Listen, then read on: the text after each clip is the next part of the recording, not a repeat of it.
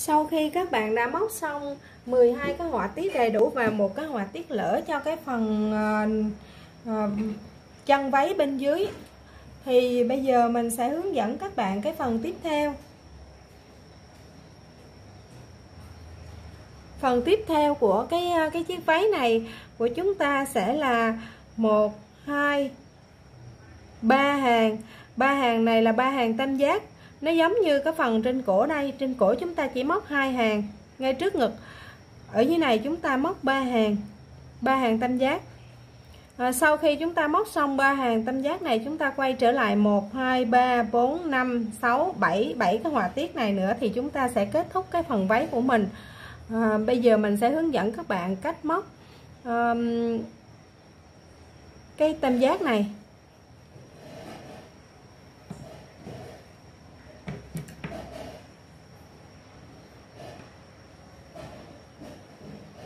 Để móc cái tam giác này, các bạn cần phải móc cái hoa văn thứ 13 này của chúng ta. Nó nằm nó chỉ là một nửa thôi, chúng ta không móc cái hàng cuối cùng của cái hoa văn các bạn nha. Thì cái hoa văn của mình nó dừng lại ở chỗ này, mình sẽ dời một mũi sang đây.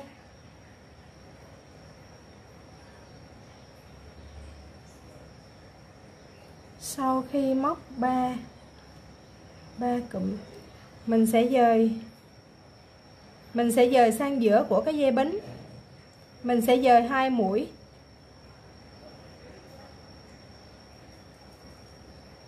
một mũi, 2 mũi, 1, 2, 3, 4, 5, một dây bính, 1, 2, 3, 4, 5 mũi bính, một dây bính thứ hai, 1, 2, 3, 4, 5. Chúng ta đâm kim vào đây, móc cho mình 3 mũi móc kép, chỉ 3 mũi thôi nha các bạn. Ở đây chúng ta có 4 chân kép nhưng mà mình chỉ móc 3 mũi kép thôi. Rồi sau đó 1, 2, 3, 4, 5 bính, chúng ta đâm kim vào đây, móc một mũi đơn, 1, 2, 3, 4, 5 bính, 2, 3. Như vậy thì hàng đầu tiên của cái hoa văn tam giác này chúng ta sẽ có 3 mũi kép, sau đó là 1, 2, 3 và 4 dây bính. Mỗi dây bính sẽ có 5 mũi bính. 1, 2, 3.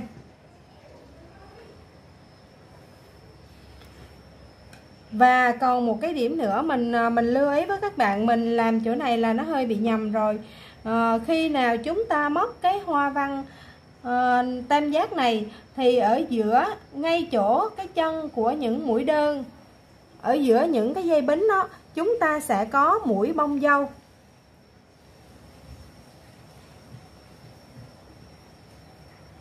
Một mũi đơn, sau đó sẽ tạo bông dâu. 1, 2, 3, 4, 5, một mũi đơn, tạo bông dâu.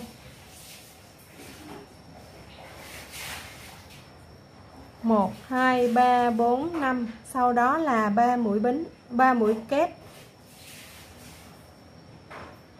Một mũi kép, 2 mũi kép, 3 mũi kép, 1, 2, 3, 4, 5. Một mũi đơn, tạo bông dâu.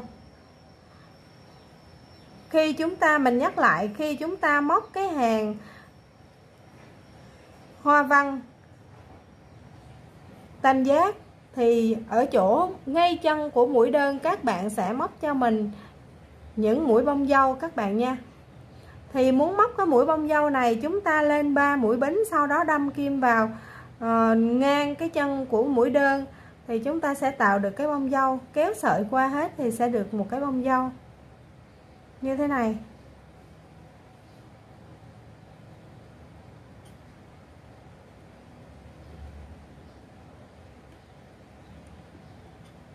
Vậy mình nói lại chỗ này một tí. Cái hàng đầu tiên của cái hoa văn tam giác, chúng ta sẽ bắt đầu móc 3 mũi kép, sau đó 5 bính, một mũi đơn vào dây bính đầu tiên. Chỗ nào có mũi đơn chỗ đó chúng ta sẽ tạo bông dâu. Như vậy chúng ta sẽ có 3 kép, 1 2 3 4 dây bính và 3 cái bông dâu.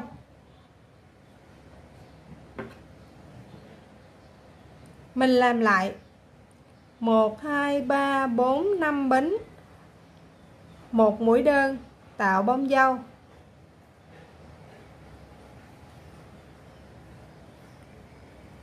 Một hai ba bốn năm bính, một mũi đơn, tạo bông dâu. 1 2 3 4 5 bính, một mũi đơn, tạo bông dâu. Rồi 1 2 3 4 5 bính, 3 mũi kép. Cứ như vậy các bạn móc hết hàng đầu tiên này giúp mình.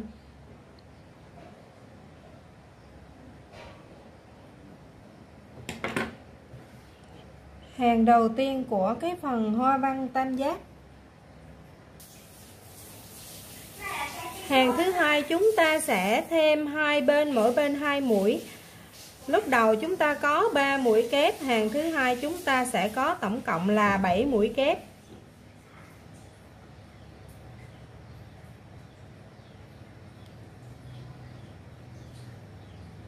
Mỗi đầu chúng ta sẽ thêm 2 mũi kép.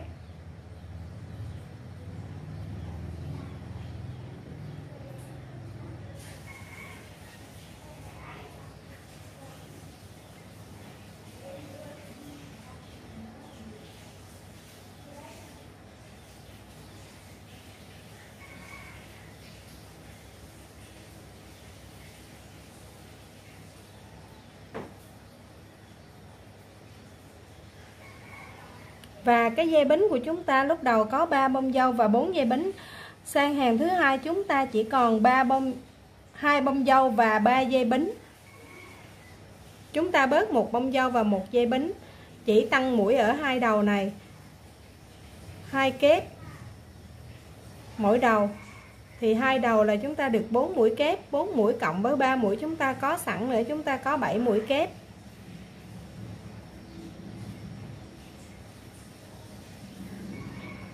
Thực ra nếu như các bạn chịu khó, các bạn quay lại cái hoa văn cũ ở phần 1, chúng ta cũng có thể làm được. Nhưng vì để cho các bạn thuận tiện và dễ dàng hơn nên mình muốn hướng dẫn tận tình hơn một tí. Mình hướng dẫn lại từ đầu, nhưng mà mình sẽ hướng dẫn nhanh hơn một tí. Vì khi các bạn làm xong thì cái phần hoa văn này các bạn cũng đã nắm rồi. Mình chỉ cần nói sơ qua là các bạn đã có thể làm theo được. Ở đây mình sẽ dời kim vào trong chính giữa. Rồi sau khi mình dời kim vào trong chính giữa này, mình sẽ bắt đầu tiếp hàng thứ ba.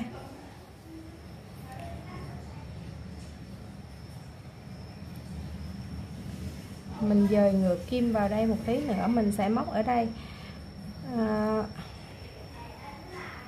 Ở đây mình sẽ móc một mũi, mình sẽ móc 3 mũi bính là tượng trưng cho một mũi kép, lát nữa nó sẽ lên mũi.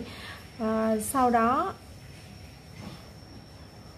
mình sẽ móc 5 mũi bính, đâm kim vào đây, một đơn, một bông dâu, 1 2 3 4 5, đâm kim sang đây, thêm 2 mũi ở hai đầu.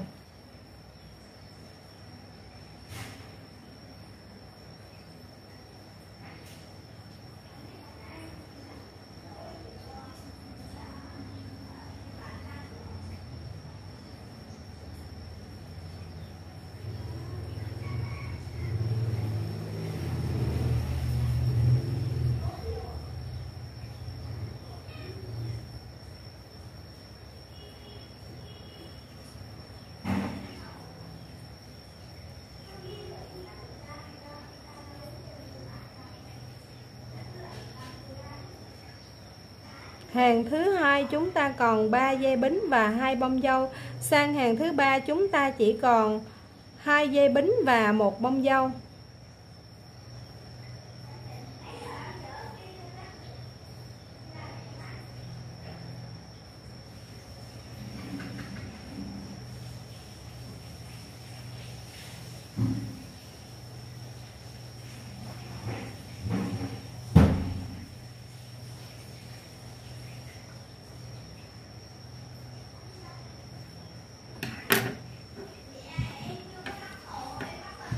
Đây các bạn nha, chúng ta sẽ thêm 2 mũi ở hai đầu. Chúng ta có tổng cộng là 4 lần móc cho một cái cụm tam giác như thế này. Lần thứ nhất, lần thứ hai, lần thứ ba và chúng ta sẽ thêm một lần nữa. Thì khi cái lần thứ tư này nó sẽ đi từ bên này qua bên này luôn, nó chỉ còn lại là một cái dây bính, không có bông dâu nào cả. Thì các bạn móc hết hàng thứ ba, sau đó mình sẽ hướng dẫn các bạn hàng thứ tư và hướng dẫn cho các bạn cái cách để chúng ta đi vào cái hoa văn giống như thế này, khởi tạo lần thứ hai. Sau đó các bạn sẽ móc giúp cho mình lần thứ hai, lần thứ ba và mình sẽ quay trở lại để hướng dẫn cho các bạn tiếp. Khi hàng thứ tư chúng ta sẽ móc 1 2 3 4 5 mũi bính và đưa kim sang bên kia, chúng ta móc 1 2, thêm 2 mũi ở hai đầu.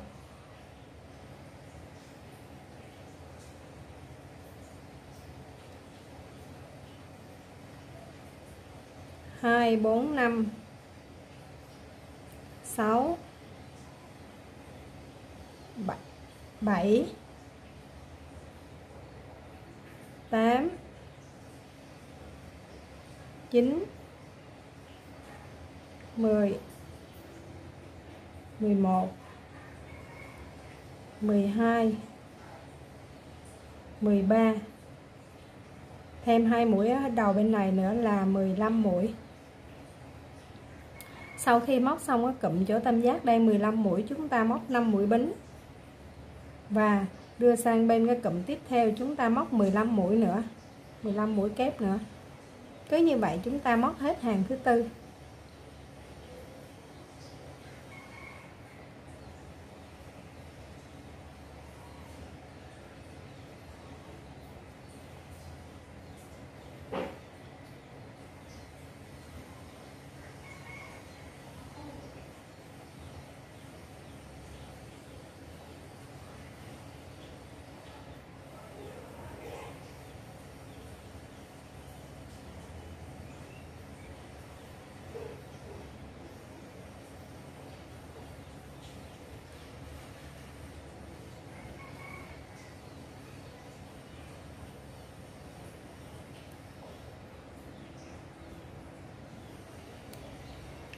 Sau khi kết thúc hàng thứ tư, mình sẽ hướng dẫn các bạn hàng đầu tiên của cái cụm hoa văn tam giác thứ hai. Sau khi mình hướng dẫn xong cái cụm hoa văn tam giác thứ hai thì các bạn sẽ dựa theo đó và các bạn móc hết cụm thứ hai, hết cụm thứ ba. Sau đó mình sẽ quay trở lại hướng dẫn các bạn quay trở lại cái hoa văn cũ và kết thúc cái chân váy. 1 2 3 bính và xem nó là một mũi kép.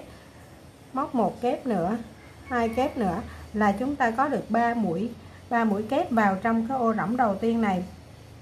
Sau khi móc 3 mũi kép vào trong cái ô rỗng này, các bạn lên cho mình 5 bính.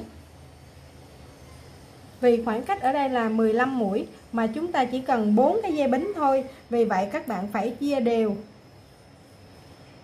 Các bạn sẽ bỏ một chân, bỏ 2 chân, 3 chân và 4 chân. Các bạn đâm kim vào ở giữa chân thứ tư và chân thứ năm này, các bạn móc cho mình một mũi đơn. Sau đó tạo bông dâu. Rồi lại tiếp tục 1 2 3 4 5. Các bạn 1 2 3, các bạn đâm kim lên trên đầu cái chân thứ tư.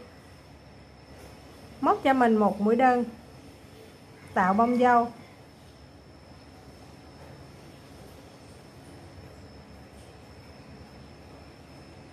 1 2 3 4 5 mũi bính, bỏ 1 2 3 4, chúng ta đâm kim lên trên đầu của cái mũi thứ tư này, móc một mũi đơn nữa,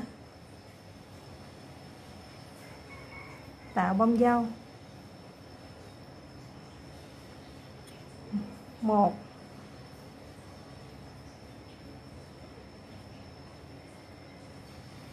15 mà chia cho 4 thì chỉ được 3.75, có nghĩa là chúng ta sẽ chừa 4 mũi thì chúng ta móc một mũi, nhưng mà cái mũi đầu tiên chúng ta hơi ăn gian hơn một tí, thay vì đâm kim lên trên đầu của cái mũi thứ tư này thì nó lại bị lệch, nên mình sẽ đâm kim vào ở giữa cái mũi thứ tư và mũi thứ năm, mình ăn gian một tí xíu chỗ này. Sau khi đã móc được 4 dây bính và 3 mũi bông dâu thì các bạn sang 3 mũi kép tiếp theo, rồi lại 5 bính, bỏ 1 2 3, đâm kim vào giữa chân thứ tư và chân thứ năm, móc một mũi đơn.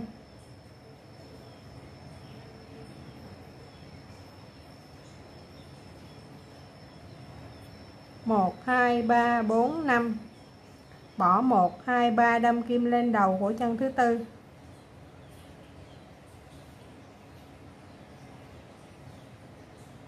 Một, hai, ba, bốn, 5, 1 2 3, đâm kim lên đầu chân thứ tư.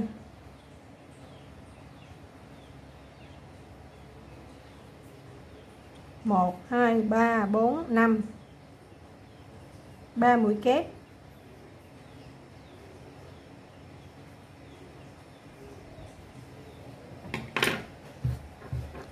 Cứ như vậy các bạn móc hết 3 lần cái hoa văn tam giác này, một lần, đây là lần thứ hai và thêm một lần thứ ba nữa. Các bạn móc hết 3 lần đó giúp mình. Sau khi các bạn móc xong 3 hàng họa tiết tam giác như thế này thì chúng ta sẽ quay trở lại với cái hoa văn này. Và khi chúng ta quay trở lại cái hoa văn này xong thì chúng ta sẽ kết thúc luôn cả cái phần chân váy. Chúng ta sẽ hoàn thiện cái váy ở phần 2 cánh tay nữa là xong. Thì cái họa tiết này tùy theo cái chiều dài của cái chân váy các bạn mong muốn mà các bạn sẽ móc khác nhau. Có thể là các bạn móc thêm 3 hàng này nữa, có thể là 4 hàng, có thể 5 hoặc 6 hàng, tùy theo cái chiều dài các bạn mong muốn cho cái chân váy của mình. Giống như mẫu thì nó sẽ là 5 hàng, nó sẽ chạm ngay gối. Còn nếu như các bạn thích ngắn hơn thì các bạn móc cái cụm hoa văn này ít hơn, hoặc là các bạn thích dài hơn nữa thì các bạn móc nhiều hơn. Thì để móc cái phần hoa văn này, các bạn hãy lên cho mình 5 bính và bỏ 1 2 3 chân, đâm kim vào chân thứ tư, móc một mũi đơn. Cứ 5 mũi bính thì móc ở dưới là 4 mũi đơn, bỏ ở dưới là 3 chân và móc vào chân thứ tư.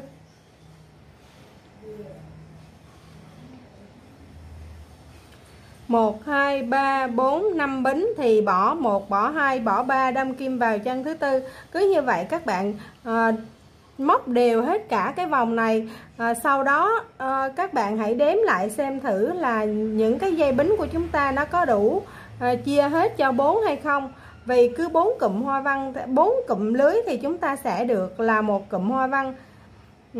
Để cho nó đảm bảo chúng ta không phải tháo ra tháo vô, thì sau khi mà các bạn móc xong cái hàng lưới này, các bạn hãy đếm xem tổng cộng có đủ hay không. Nếu không đủ các bạn chịu khó tháo cái dây bính này ra và cân đối lại thừa thiếu như thế nào đó để cho nó đủ cái hoa văn nó trải đều trên cái thân váy của mình.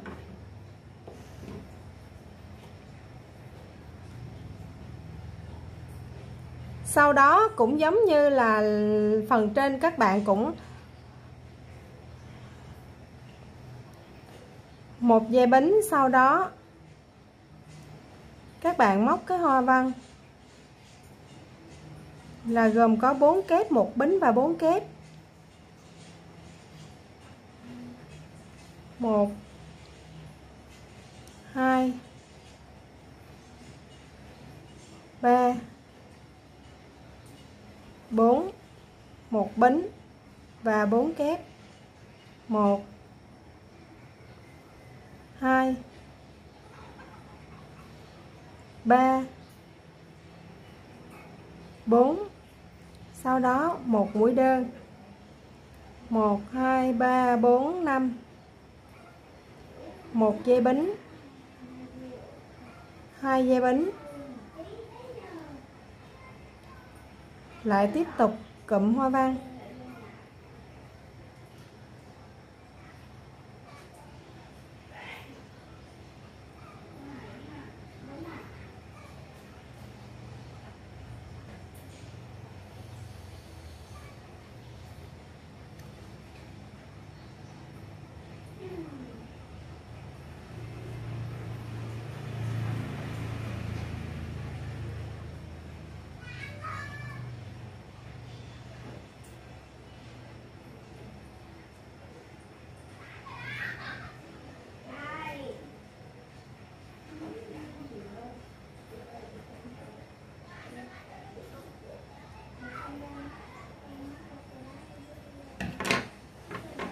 Một hai ba bốn, cứ 4 cụm lưới như thế này là chúng ta sẽ được một cụm hoa văn. Các bạn cứ sau khi các bạn móc xong cái hàng lưới này, cái dây lưới đầu tiên này, các bạn đếm xem thử cái tổng số của mình nó có chia được hết cho 4 hay không. Nếu nó đã chia được hết cho 4 rồi thì các bạn sẽ bắt đầu tiến hành móc cái cụm này. Cứ hai vòng bính thì sẽ là một cụm hoa văn, 2 vòng bính là một cụm hoa văn. Các bạn móc giống như phần trên và đi xuống cái thân váy là 3 cụm, 4 cụm hay 5 cụm như thế này là tùy các bạn. 1 2 3 4 5 là tùy theo cái chiều dài váy các bạn mong muốn mà các bạn sẽ móc. Sau khi các bạn móc xong cái chiều dài váy các bạn mong muốn ở những cái họa tiết này rồi, mình sẽ hướng dẫn các bạn cái phần kết. Mình sẽ hướng dẫn các bạn cách viền cái chân váy. Sau khi các bạn đã móc những hàng hoa văn như thế này vừa với cái chiều dài váy mà các bạn mong muốn, thì mình bây giờ sẽ hướng dẫn các bạn cách chúng ta sẽ viền cái chân váy. Để viền cái chân váy, chỗ này chúng ta có 4 mũi kép, các bạn móc 4 mũi kép.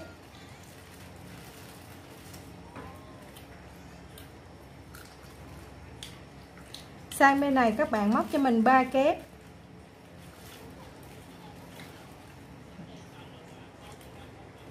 Ở chính giữa này các bạn móc cho mình 4 kép.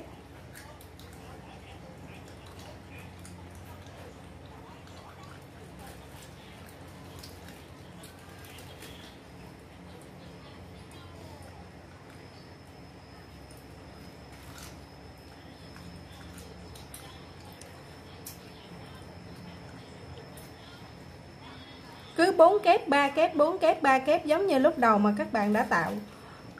Các bạn móc cho mình hết tất cả những cái hàng, những cái ô rỗng mà mình có.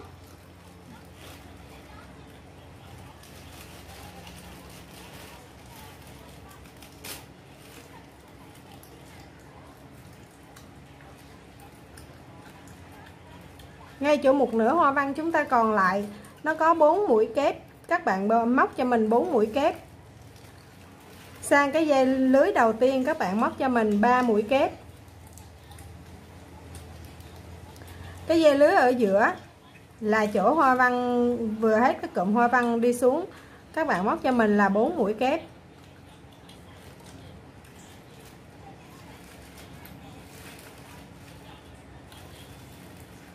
Kế bên các bạn móc cho mình 3 kép.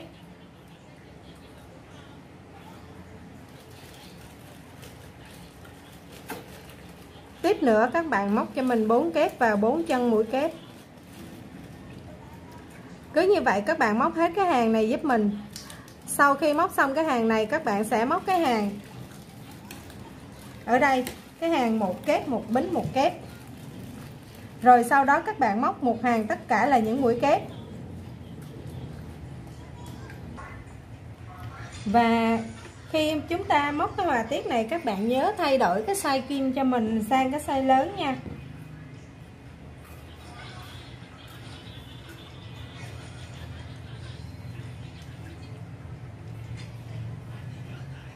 Sau khi các bạn móc xong Hàng đầu tiên các bạn móc hàng thứ hai là một kép, một bính, một kép. Sau đó hàng thứ ba là tất cả những mũi kép. Và hàng cuối cùng chúng ta móc cho cái chân váy này sẽ là hàng những mũi đơn. Nhưng không phải là mũi đơn thông thường mà các bạn phải móc mũi đơn có bông dâu để cho cái viền váy của chúng ta nó sinh động một tí.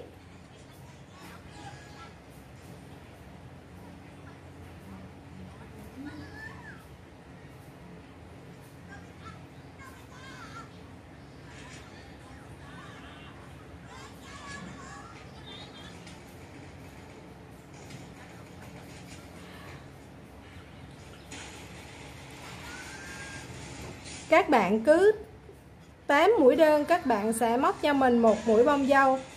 Vì sao có cái số này? Vì cái số của chúng ta là số chia hết cho 4, nhưng nếu như các bạn lấy 4 mũi đơn thì một bông dâu, cái bông dâu nó khít nhau quá nó cũng không có đẹp.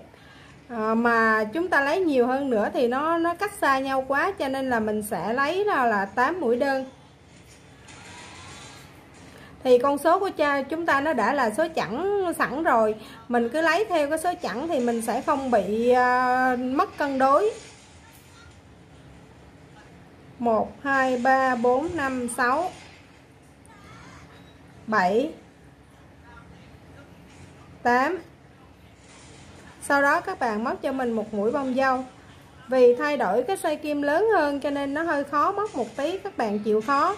Nhưng nếu như các bạn không thay đổi xoay kim á là chỗ đây nó sẽ bị bó lại, nó không có đẹp. Rồi sau khi các bạn viền xong như thế này là mình đã hoàn thành cái phần chân váy. Mình sẽ hướng dẫn các bạn lên cái phần tay. Sau khi các bạn viền xong cái phần chân váy thì chúng ta đã gần như là hoàn thiện xong cái chiếc váy. Bây giờ mình sẽ hướng dẫn các bạn cách viền tay. Thì để viền cái tay trong mẫu là nó rất là dài, nó đi xuống một nửa cái bắp tay dưới của chúng ta, nó ở ngay cái đoạn này. Nhưng mà vì mình hơi béo nên mình không thích móc tay dài nó sẽ làm cho mình trông nó mập hơn, nên mình sẽ móc tay lỡ. Nhưng mà mình sẽ hướng dẫn các bạn, rồi các bạn dựa theo đó các bạn móc tay dài. Nó cũng rất là đơn giản, chỉ là chúng ta tăng thêm cái phần họa tiết này nó nhiều ra thôi. Thì bây giờ chúng ta sẽ tiến hành móc cái phần tay áo. Sau khi móc xong cái phần tay áo, chúng ta viền cổ nữa là chúng ta hoàn thiện cái áo, cái đầm này.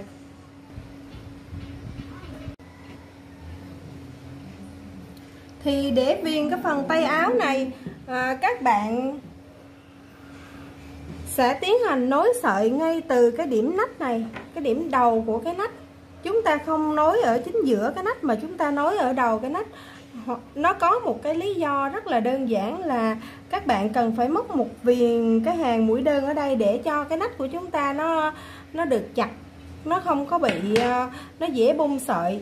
Vì cái nách áo là cái nơi mà nó tiếp xúc với mồ hôi của chúng ta nhiều nhất, và cái cử động cánh tay của chúng ta nó cũng nhiều nhất.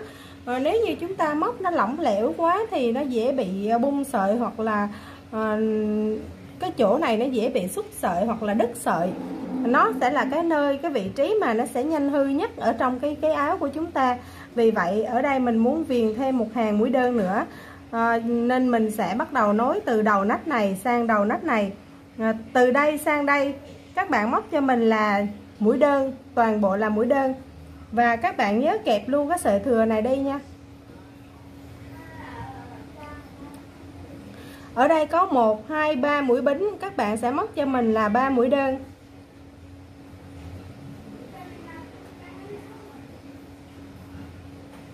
Ở đây có 1, 2, 3, 4 bính, mình sẽ móc là 4 mũi đơn. Các bạn cứ móc những cái mũi đơn tương ứng với những cái mũi bính. Rồi ở đây nó có một cái mũi bính mà chúng ta đã móc mũi đơn rồi, các bạn móc luôn thêm một mũi đơn nữa vào trong cái vòng này luôn. Chúng ta khỏi móc ở đây, khi chúng ta móc ở đây thì cái mũi của chúng ta nó bị rộng ra, nó sẽ không đẹp mắt. Rồi ở đây có 4 mũi bính, các bạn móc 4 bính.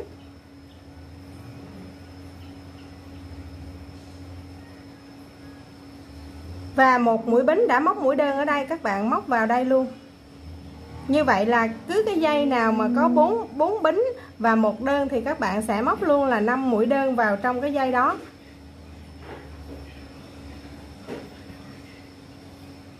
Chúng ta cứ móc đủ mũi thôi, không cần thêm hay là bớt mũi gì cả.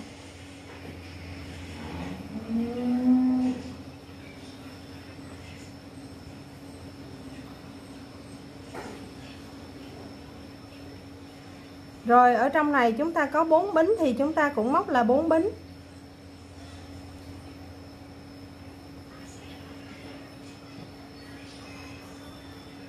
Sau khi móc xong 4 bính rồi thì cái mũi bính mà chúng ta đã móc đơn đây, chúng ta móc vào đây luôn một bính nữa, một đơn nữa. Cứ như vậy các bạn móc cho đến nó đụng cái chỗ này thì chúng ta không móc mũi đơn nữa mà chúng ta sẽ ra họa tiết luôn. Cái chỗ này giống như là một cái bước đệm của chúng ta thôi, nó không ảnh hưởng gì đến cái váy của chúng ta hết, mà nó làm cho cái phần nách của chúng ta nó cứng cáp hơn, nó chặt chẽ hơn. Chỉ đơn giản vậy thôi các bạn.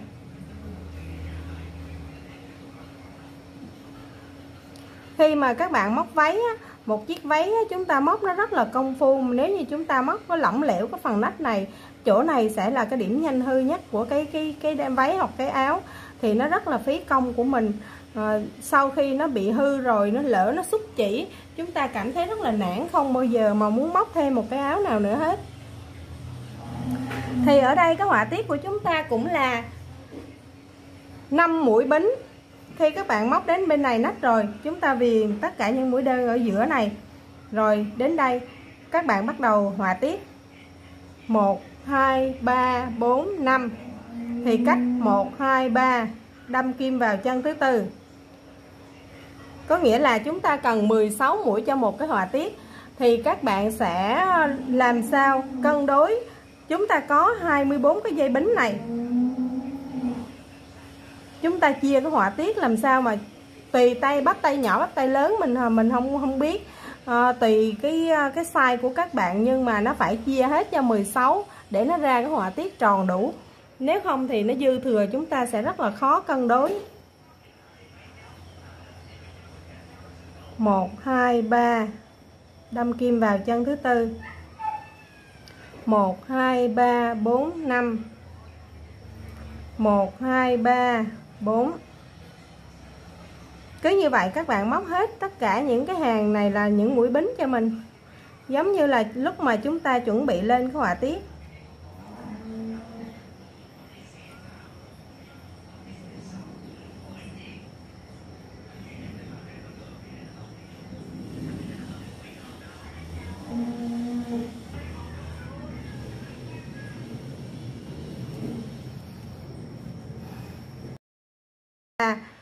Cứ 16 mũi thì chúng ta sẽ được một hoa văn.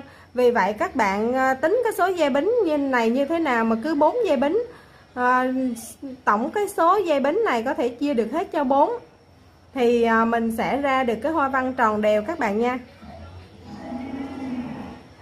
1, 2, 3, 4. Vì 16 mũi thì chúng ta sẽ móc được là 4 dây bính, 4 x 4 là 16. Vì vậy mà chúng ta cần có cứ 4 cái dây bính này là các bạn ra được một hoa văn. Các bạn cứ tính như vậy, làm sao cho cái vòng tay của chúng ta nó đầy đủ cái số mũi cần thiết để chúng ta xuống cái hoa văn cánh tay. 1, 2, 3, 4. 1, 2, 3, 4, 5 mũi bính, bỏ dưới 1, 2, 3 chân đâm kim vào chân thứ tư. Sau khi các bạn móc xong cái hàng những cái mũi bính này, các bạn đếm lại xem thử tổng số của mình đã chia được hết cho 4 hay chưa, nó đã tròn đều hay chưa. Thì các bạn cân chỉnh cho nó phù hợp với cái size của mình. Ở đây mình sẽ cần có là 24 cái dây bính. Đối với cái size của mình có 24 cái dây bính.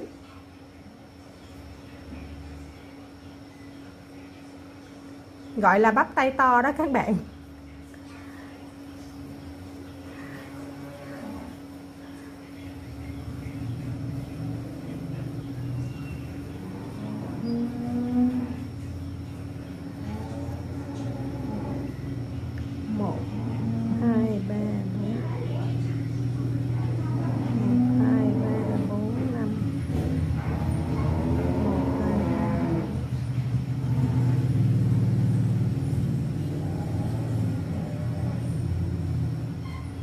như vậy các bạn móc hết cái hàng bính này cho mình nha. Sau khi các bạn móc xong cái hàng bính này, các bạn nhớ đếm tổng số mũi bính, sau đó các bạn chia cho 4 xem thử nó có đủ hay chưa.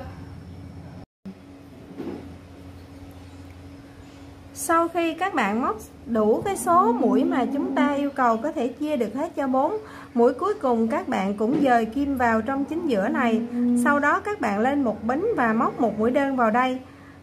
Sau đó thì các bạn cứ tạo cái họa tiết.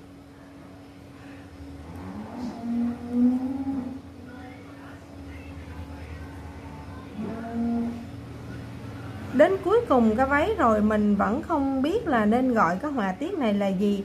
Nó là cái búp sen hay nó là cái nụ hoa hay là nó là cái bông dứa, mình cũng không biết nữa.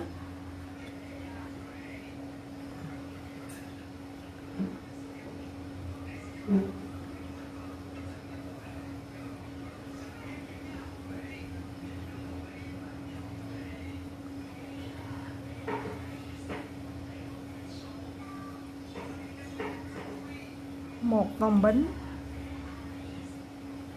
2 vòng bính, sau đó lại tiếp tục cái họa tiết thứ hai.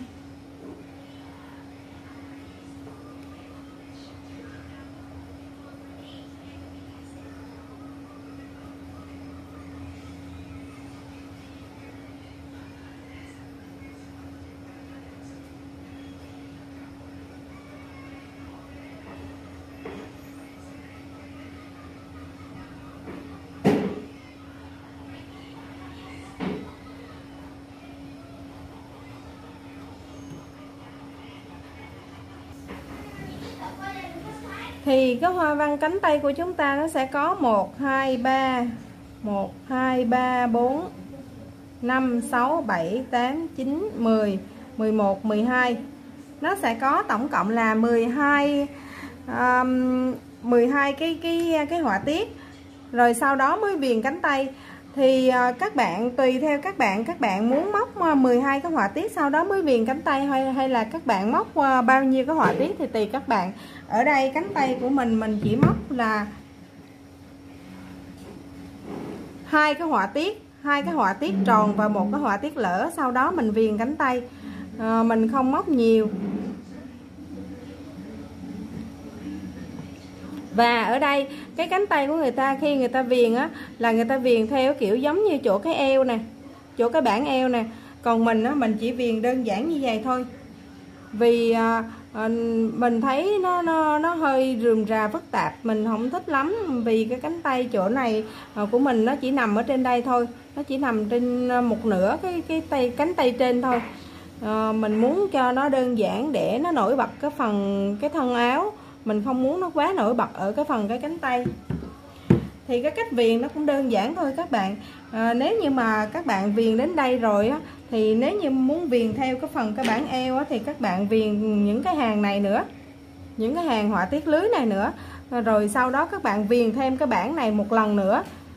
Chúng ta sẽ quay trở lại cái phần chỗ cái bảng eo thì chúng ta sẽ làm được thôi. Nhưng mà mình không thích viền như thế này, mình sẽ viền đơn giản như thế này. Thì mình sẽ hướng dẫn các bạn cái cách viền ở cái đoạn này. Rồi tùy theo cái sở thích của mỗi người, các bạn sẽ viền theo ý của các bạn. Thì các bạn móc đủ hết cái họa tiết hoa chỗ cái cánh tay này.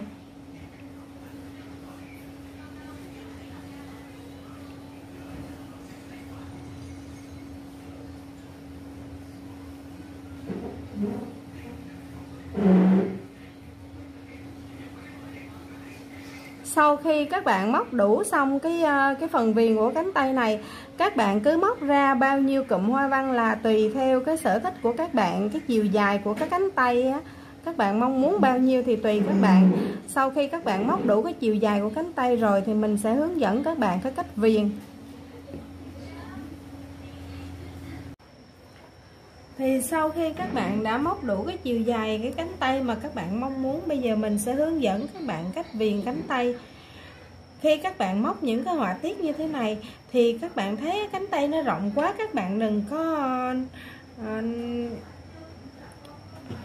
nói chung là nó sẽ rộng hơn rất nhiều so với cái phần cái cánh tay của chúng ta.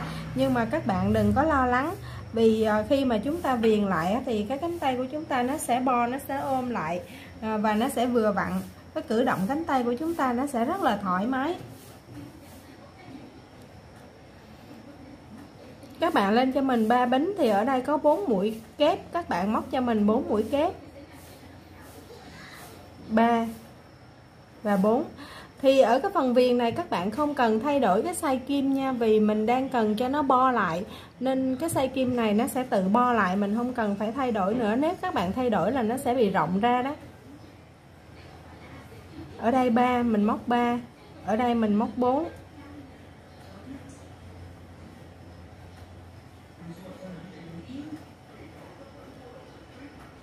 Thực ra thì đến đây thì các bạn đã có thể tự mình viền hết được rồi, nhưng mà để cho nó tỉ mỉ và cẩn thận hơn thì mình sẽ hướng dẫn luôn. Chứ thực ra cái họa tiết này lặp đi lặp lại, mình nói đi nói lại các bạn sợ là các bạn cũng nhàm chán.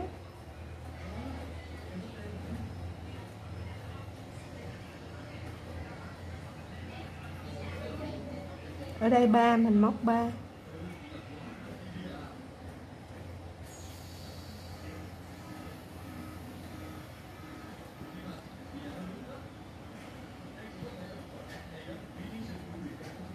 Ở đây 4 mình móc 4.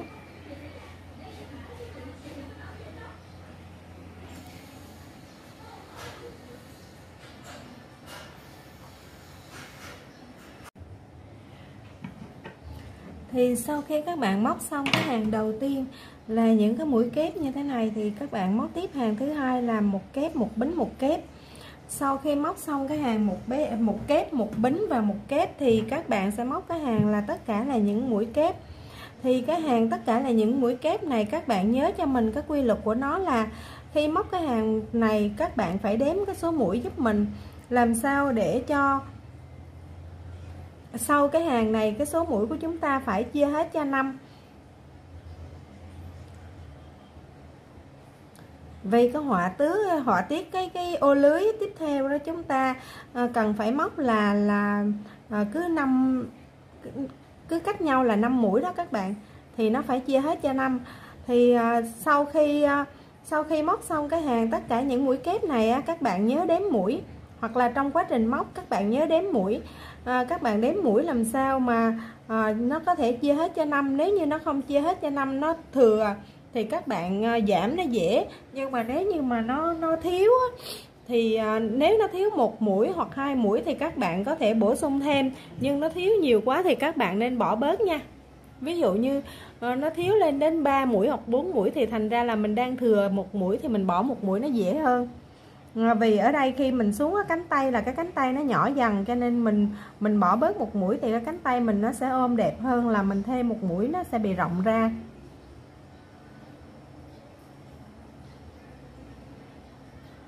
Các bạn móc hết cái hàng những mũi kép này. Và sau khi các bạn đã móc xong cái hàng này, các bạn đã đếm cái số mũi vừa có thể chia hết cho 5 thì các bạn tiến hành móc cái hàng bính viền này. Hàng bính viền này sẽ có 7 mũi bính và cách nhau là 5 mũi, 1 2 3 4, đâm kim vào chân thứ 5. 1 2 3 4 5 6 7, bỏ 1 2 3 4, đâm kim vào chân thứ 5. 1 2 3 4 5 6 7, bỏ 1 2 3 4, đâm kim vào chân thứ 5. Cứ như vậy các bạn móc xong cái hàng này, hàng bính này xong các bạn móc chồng tiếp một cái hàng bính lên nữa. Và những cái mối nối của nó sẽ là những cái mũi dời vào trong cái mũi đơn này. Sau đó mình sẽ hướng dẫn các bạn tiếp. Và khi các bạn đã móc xong đến cái vòng thứ hai này, các bạn chỉ móc lên cho mình 2 mũi bính, sau đó các bạn vòng kim 2 lần, đâm kim vào ngay cái chân của cái mũi đơn đầu tiên. Chúng ta kéo sợi 3 lần để cái sợi của chúng ta nó vào trong chính giữa. Sau đó các bạn móc lên một bính và các bạn vòng qua cả hai cái dây của chúng ta như thế này. Các bạn móc cho mình một mũi đơn. và 1 2 3 4 5 6 7 mũi bính chúng ta đâm kim vào cả hai cái dây bính, chúng ta móc một mũi đơn giống như là cái cách mà chúng ta đã móc ở dưới cái phần bảng eo.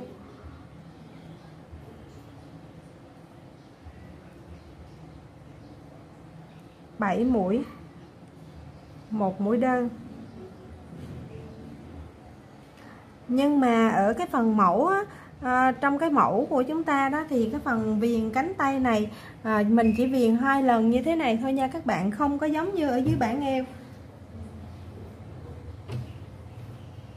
Ở dưới cái bảng eo của mình đây là mình viền tới 3 lần nè, 1 nè, 2 nè, 3 nè, nhưng mà ở cái phần cánh tay này các bạn chỉ viền 2 lần thôi.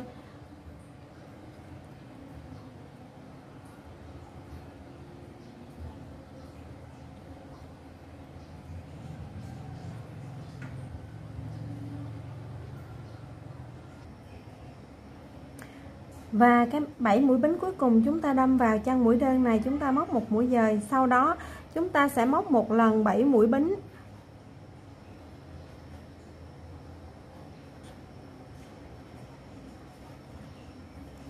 Chúng ta móc vào đây một mũi dời. Thì sau khi móc xong cái lần 7 mũi bính này, chúng ta sẽ dừng lại, chúng ta sẽ quay trở lại cái họa tiết này và sẽ kết thúc cái phần viền tay áo. Đâm kim vào đây, móc một mũi dời,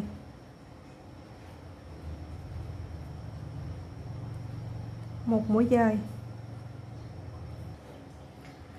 Chúng ta sẽ kết thúc bằng cách dời chỉ vào giữa cái sản phẩm của mình, sau đó lên một bính. Và các bạn nhớ chúng ta chập cả hai sợi vào, cả hai cái dây bính vào để móc một mũi đơn. Và ở dưới này chúng ta chừa 1 2 3 đâm kim vào, chúng ta chừa 1 2 3 4 đâm kim vào chân thứ 5.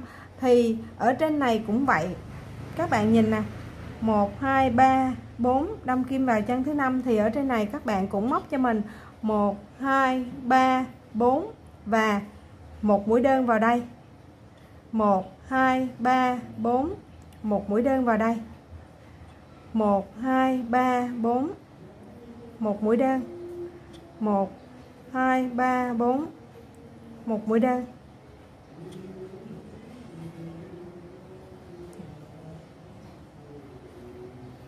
Cứ như vậy các bạn móc hết cái hàng này, sau đó các bạn móc tất cả là những mũi đơn viền cái hàng này lại. Rồi sau khi các bạn viền những cái mũi đơn này, các bạn sẽ quay trở lại cho mình 3 cái hàng này, một hàng tất cả mũi kép, một hàng một kép, một bính một kép và một hàng tất cả mũi kép. Sau đó thì chúng ta sẽ viền giống như cái phần mà cái chân váy này, chúng ta sẽ viền thêm một hàng nữa là những mũi đơn kèm với bông dâu. Thì các bạn móc cho mình 3 hàng này, một hàng kép, một hàng một kép, một bính và một hàng kép. Mình sẽ hướng dẫn các bạn cách viền.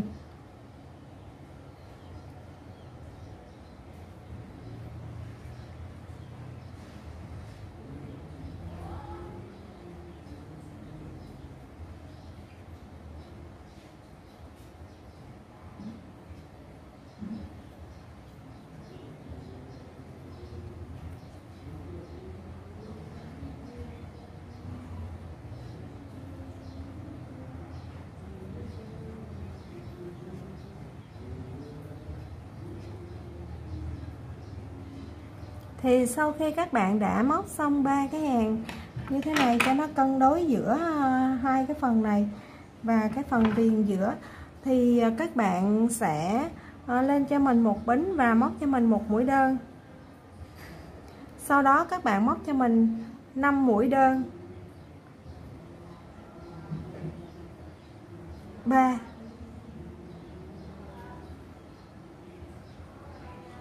4 5. Sau khi móc xong 5 mũi đơn, các bạn lên cho mình 3 bính, rồi các bạn kết xuống đây cho mình một mũi dời để tạo bông dâu, rồi lại tiếp tục 5 mũi đơn.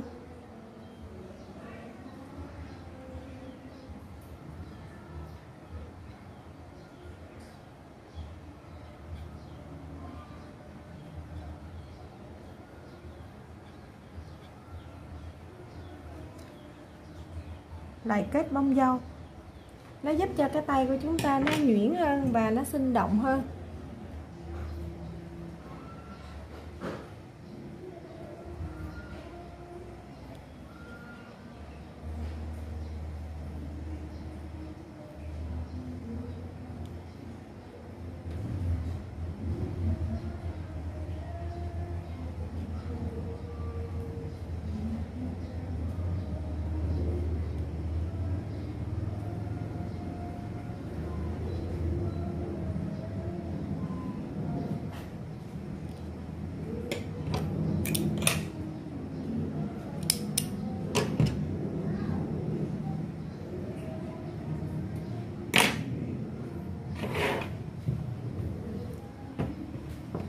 Như vậy mình đã hướng dẫn các bạn xong cái cách ra cái cánh tay áo và viền tay.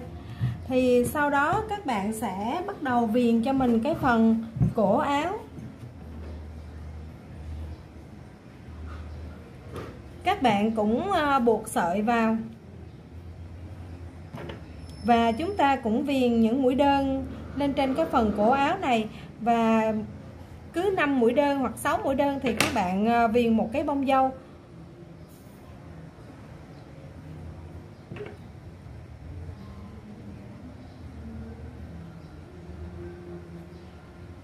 Một, 2, 3, 4. Mình nhầm rồi.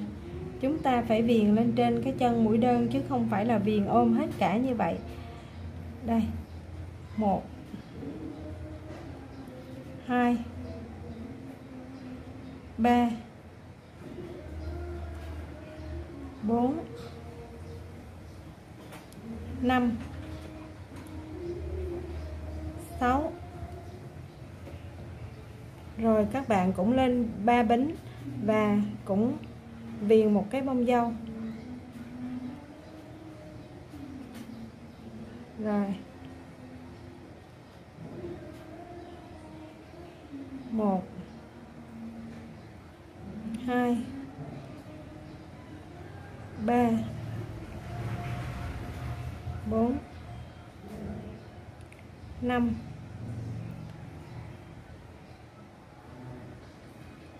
6. Viền một cái bông dâu.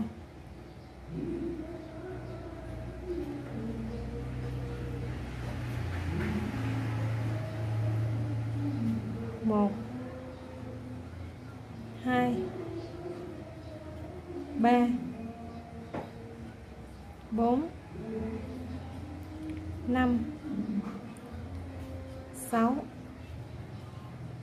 Viền bông dâu. Cứ như vậy các bạn móc hết cả cái phần cái cổ áo này giúp mình. Và sau khi các bạn viền xong cái cổ áo thì các bạn cũng đã hoàn thiện xong cái chiếc váy này. Mình chúc các bạn thành công.